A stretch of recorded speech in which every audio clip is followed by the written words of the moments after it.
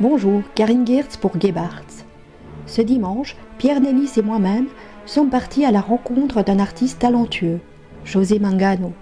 Son atelier se trouve à Molenbeek. En quelques mots, José Mangano est un artiste haut en couleurs, prolifique et très actif. Il est poète, pratiquant différentes disciplines, écrivain, marionnettiste, clown et peintre. Son univers artistique est rythmé par le rêve. C'est un artiste qui est à l'image de ses œuvres, chaleureux, tout en dégageant un brin de folie. Par cette vidéo, laissez-moi vous guider dans les dédales de l'imaginaire de José Mangano. D'où devient justement ce brin de folie? J'ai un brin de folie, c'est tout à fait nécessaire, parce que moi je suis pour cette folie, parce que chaque artiste, chaque écrivain, peintre, peu importe, cette folie alimente un peu cette force qu'on a à l'intérieur. Mais je dis la folie, je ne veux pas rentrer dans cette folie maladive, parce que ça c'est dangereux, ça je me préserve de ça. Mais la folie qui nous amène vers le rêve, c'est vraiment nécessaire. Mais à partir du moment où tu te lasses, tu fais plusieurs choses à la fois. Tu arrives en fait à revenir à ce que tu faisais préalablement? Non, en fait, ce qu'il y a, c'est que moi, j'ai ce besoin, en fait, de pouvoir faire plusieurs choses à la fois. Et j'essaie de revenir en arrière sans problème, parce que c'est comme ça. En fait, dans ma tête, j'essaie de gérer plusieurs projets à la fois. Donc, on dit que les femmes, ils font 2, 3 choses à la fois, mais moi, j'y parviens aussi. Voilà. Je vois ici, en fait, que tu peins également sur des carrelages. Oui, en effet, j'ai donné même des cours à des femmes analphabètes parce que j'ai pensé que pour l'évolution de la femme qui n'a pas déjà, elle est handicapée parce qu'elle ne sait pas ni lire et écrire, parfois parce qu'elle n'a pas de pouvoir à la maison, et je me disais que ces femmes, ils pouvaient se mettre ensemble et faire par exemple des services à café, des services à thé, et les offrir lors d'un mariage par exemple. Ça aurait été une valorisation pour ces femmes-là. Mais c'est vrai qu'en fait, la femme, en général, c'est quelqu'un qui reçoit énormément chez elle également. Et le fait de pouvoir montrer que c'est quelque chose qu'elle a fait elle-même, ça valorise effectivement la personne. L'idée est excellente, effectivement. Tu continues ça aussi? Pour l'instant, non. J'étais engagé pour une organisation qui s'occupe de l'alphabétisme. Mais j'étais satisfait parce que je les ai rencontrés une année après. Et ils m'ont montré qu'ils faisaient réellement des choses. Donc il y avait vraiment une suite à l'enseignement que j'avais donné. Ah, super. Donc ils m'ont montré les réalisations qu'ils ont faites. Ah, très bien. Et tu as encore des nouvelles des personnes? Non, mais je pense qu'ils sont déjà partis dans ce sens-là. Pourquoi ça revient à mon chemin? Seems like all they really were doing was waiting for a love. Avant, on était juste des spectateurs, on regardait, c'est beau, mais bon. Et aujourd'hui, on participe parce qu'on dit « Ah, ça me rappelle ça, ça me dit ça, je pense ça ». Donc, on participe à la création intellectuelle de l'œuvre. Dis-moi, José, est-ce que tu donnes un nom à tes toiles? Non, étant poète, écrivain un peu moi-même, moi je laisse un peu la liberté aux gens parce que je trouve que l'art moderne, c'est ce qui a cette spécificité, c'est que le spectateur devient acteur. Lui-même, il cherche à l'intérieur une signification ou à créer lui-même la signification qu'il peut avoir cette œuvre. Oui, la personne qui regarde participe. J'ai été voir sur ton site ton parcours académique et je suis très étonnée parce qu'en fait tu n'as suivi que quelques cours de dessin à l'académie. Est-ce que le talent chez toi, il est inné? Ben, peut-être, parce qu'en fait c'est vrai que j'ai suivi quelques petits cours à l'académie de différentes disciplines, mais à un certain moment j'en avais un peu marre de ces académies et j'ai voulu expérimenter moi-même. Et j'ai compris que l'apprentissage, ça se faisait en enseignant. Et c'est comme ça, donc j'apprenais quelque chose et j'essayais de l'enseigner. Déjà au début, j'ai fabriqué des marionnettes, j'ai appris moi-même. Un mois après, j'avais une dizaine d'enfants, donc j'ai eu un atelier avec une dizaine d'enfants. Et pendant une année, on a fait 28 marionnettes à fil.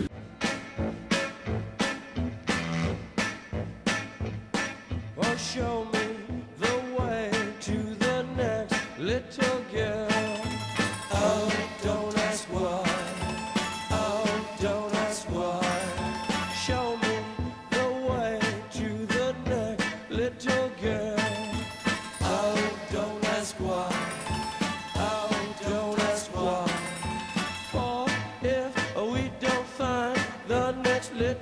girl, I tell you we must die.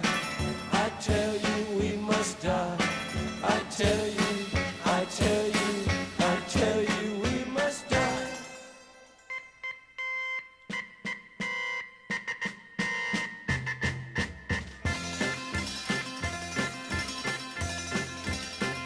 Tu es quelqu'un en fait qui n'aime pas définir ton art, qui n'aime pas être enfermé dans un style bien spécifique.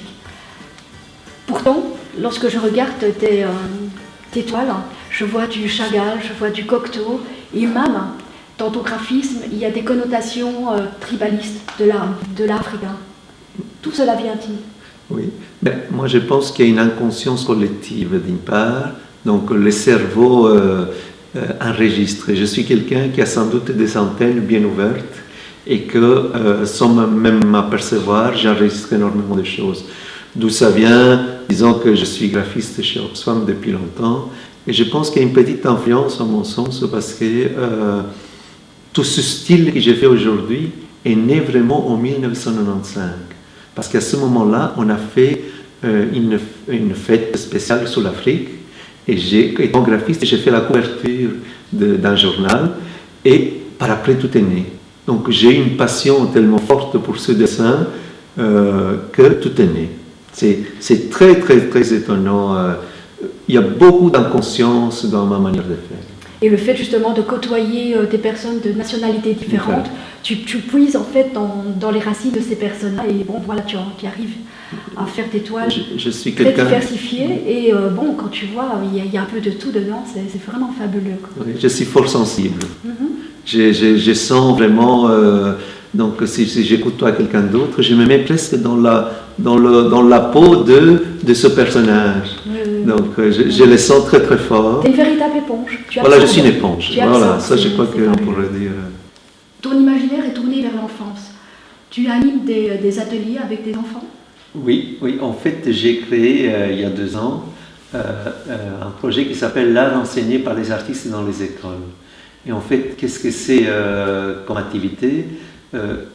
Je vais apporter aux enfants pour qu'ils puissent s'exprimer, avoir une meilleure image de soi. En fait, mon but, c'est vraiment comment cet enfant peut se sentir bien en sortant de leur enfance, aller vers l'adolescence. L'art, pour moi, c'est un bien-être pour l'esprit. C'est salvateur, oui. Oui. Et donc pour l'instant, cette année, on est occupé à créer ce type de masque. Donc, et c'est très imaginaire parce que j'ai voulu travailler sur ça, parce que moi-même, j'étais comme un enfant un peu surpris quand j'ai découvert, j'ai trouvé des cintres, voilà, comme ça dans la rue, et j'ai trouvé qu'il était magique parce que je dis qu'est-ce que je peux faire avec ce cintre? Et en tirant ce cintre par le haut, je me suis rendu compte que ça devient un visage. Et donc, quand j'ai montré ça aux enfants, ils ont été tous émerveillés. Et donc, c'était un peu ça le but, d'avoir une bonne communication d'entrée. Et pour l'instant, ils sont occupés à travailler et ça se passe super bien. Voilà, ici, c'est ce que je voulais montrer. En fait, ça, c'est des pierres ou des boules, bon, on peut appeler comme on veut.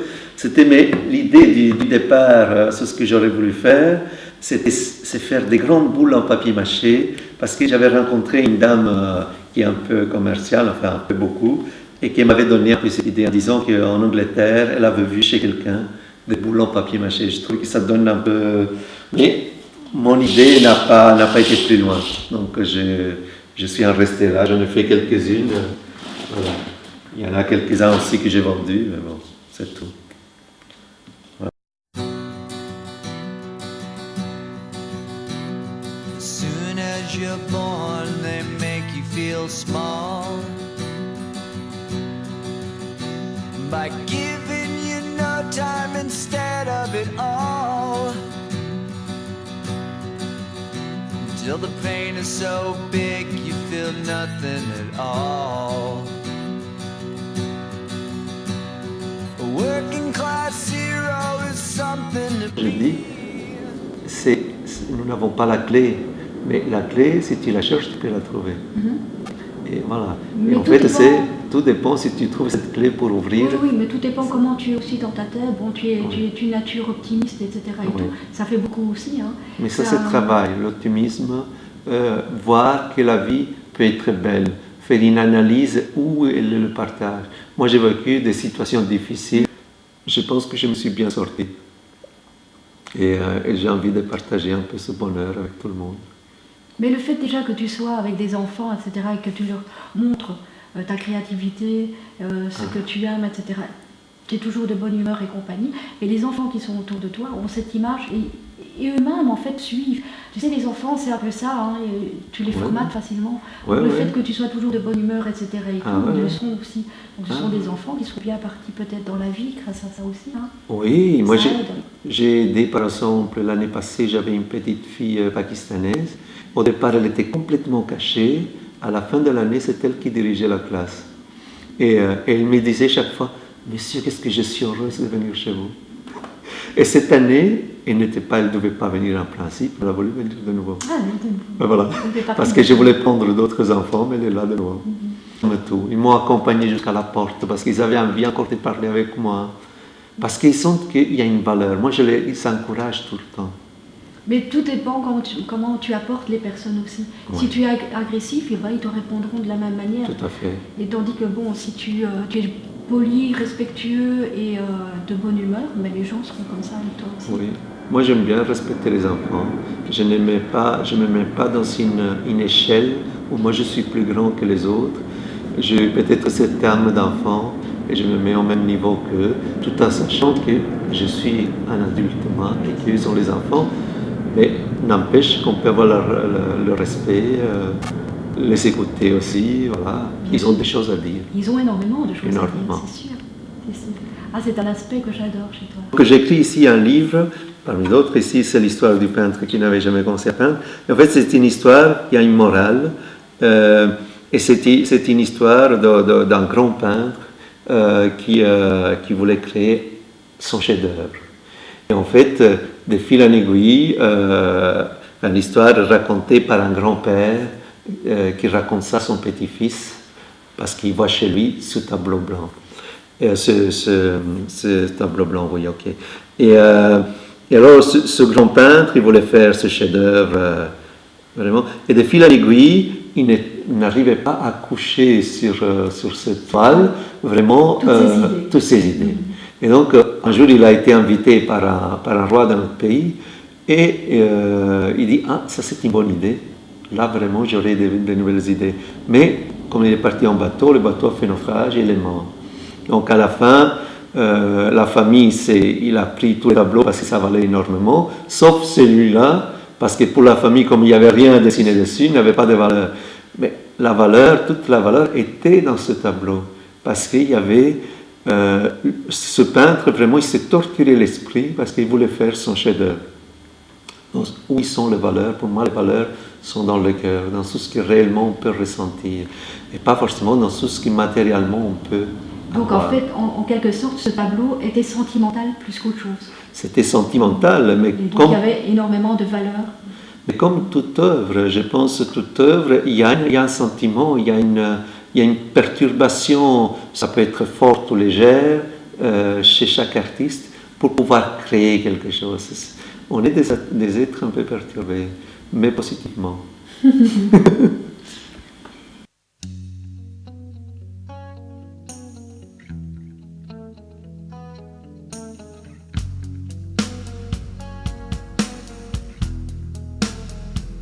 J'en ai fait des voyages entre ces quatre murs, sans jamais trop savoir le nom de mes escales. J'en ai fait des naufrages entre ces murs, goûté le fond des choses, senti passer la mort. Il en aura fallu du temps et des serments pour qu'elle se livre, pour qu'elle se livre enfin. Oh, il en aura fallu du temps, des serments. On aurait payé cher pour la regarder faire jaillir le venin. J'y revenais le jour, voir passer dans ses yeux les éclairs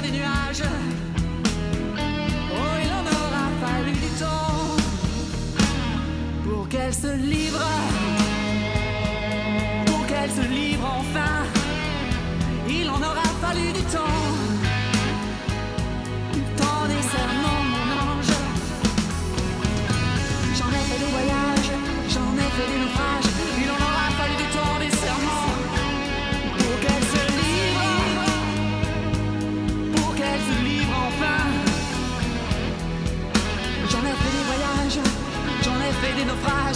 Il en aura fallu du temps, des serments pour qu'elle se livre.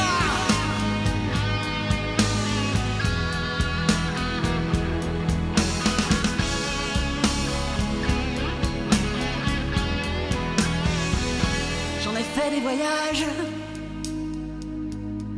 entre ces quatre murs, au travers des cloisons. On voyait l'horizon. J'en ai fait des naufrages. Ça m'a rendu fou.